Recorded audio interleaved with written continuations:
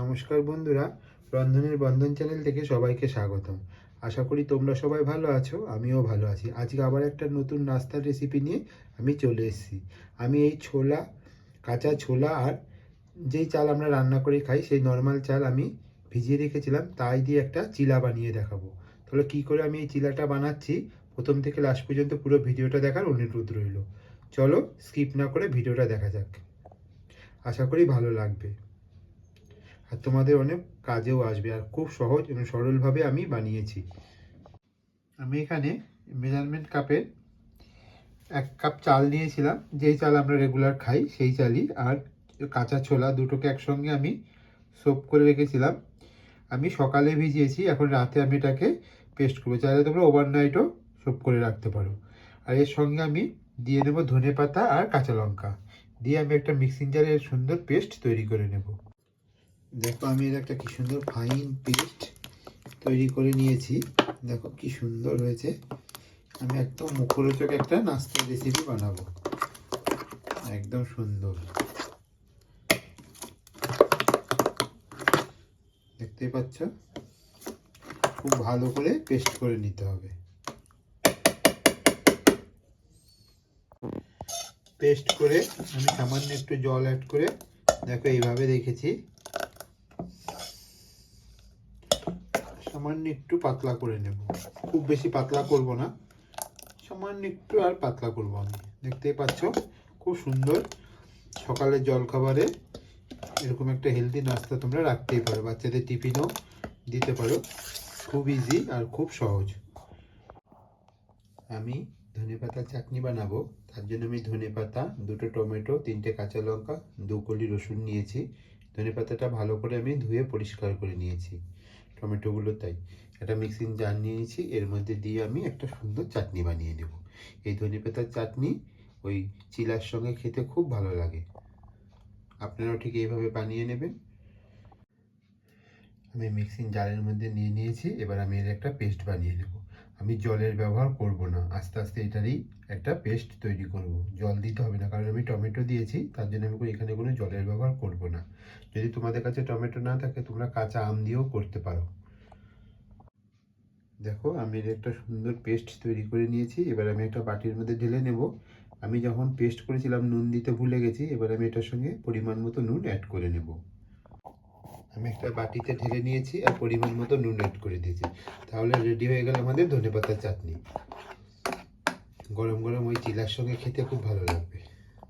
আমি এদিকে একটা তাওয়া বসিয়ে দিয়েছি, তাওয়াটা আমি ভালো করে গরম করে নেব। আর এদিকে দেখো আমার পুরো ব্যাটারটা রেডি হয়ে গেছে। এর এরকম ঘনত্বটা ঠিক এইরকম রাখতে হবে, দেখতেই পাচ্ছ। এবার আমি চিলা বলো, দোসা বলো, যেটাই বলো, এবার আমি বানিয়ে নেব। তাওয়াটা কিন্তু ভালো করে গরম করতে হবে। তাওয়াটা আমি ভালো করে গরম করে নিয়েছি, একটা টিস্যু পেপার দিয়ে সুন্দর করে মুছে নিয়েছি। এবার আমি এক হাতা দিয়ে গোল করে দেব। এক হাতা দিয়ে, হাতাটা দিয়ে এরকম সুন্দর করে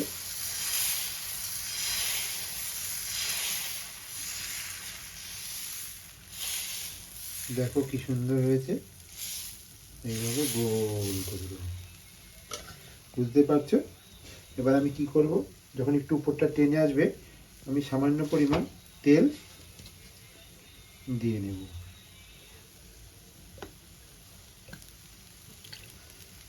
নিচ পিঠটা হয়ে গেলে আস্তে করে আমি উল্টে দেবো। যখন হয়ে যাবে তখন বুঝতে পারবে উপরটা পুরো এরকম, দেখছো আস্তে আস্তে শুকিয়ে যাচ্ছে, দেখলেই বুঝে যাবে। যখন খুব ভালো করে হয়ে যাবে তখন আপনি আপনি উঠে আসবে, আর এটা বেশ ক্রিস্পি টাইপ হবে, তাহলে কিন্তু খেতে খুব ভালো লাগবে। ওই পিঠটা আমার হয়ে গেছে, এবার আমি দেখো আস্তে উঠে আসছে। এবার দেখো আমি একটু উল্টে দেবো, দেখেছো কি সুন্দর হয়েছে। এইভাবে সবগুলো আমি ভেজে নেব। আমি ভেজে একটা প্লেটে নামিয়ে নিয়েছি, দেখো কি সুন্দর হয়েছে। বাকিগুলো আমি এইভাবে ভেজে তোমাদের দেখাচ্ছি। আমি এমন এক এক করে সবগুলো ভেজে নিয়েছি, তোমরাও এইভাবেই ভেজে নেবে, তাহলে আশা করি তোমাদের বুঝতে কোনো অসুবিধা হয়নি। এবার আমি যে ধনেপাতার চাটনিটা বানিয়ে রেখেছি তার সঙ্গে সার্ভ করে নেব। তোমরা চাইলে এটা টমেটো কেচাপ, মিউনিস দিয়েও খেতে পারো, কিন্তু চাটনির সঙ্গে খুব সুন্দর লাগবে। আমি সবগুলো নিয়ে নিয়েছি, এবার আমি সার্ভ করে দেখাচ্ছি। দেখো বন্ধুরা কি সুন্দর হয়েছে।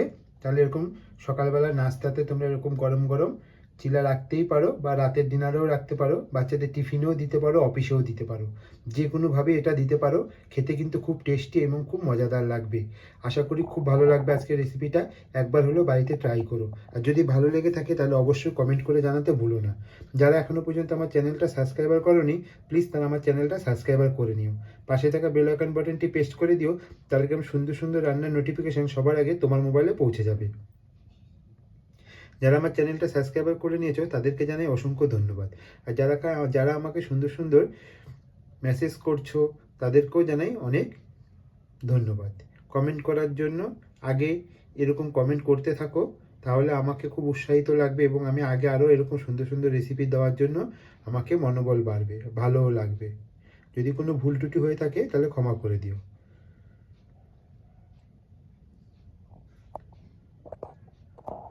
তোমাদেরকে দেখো আমি একটা দেখিয়ে দিচ্ছি কতটা ক্রিস্পি এবং কতটা টেস্টি হয়েছে। দেখতেই পাচ্ছ কতটা ক্রিস্পি হয়েছে। তাহলে দেখা হচ্ছে পরের এপিসোডে।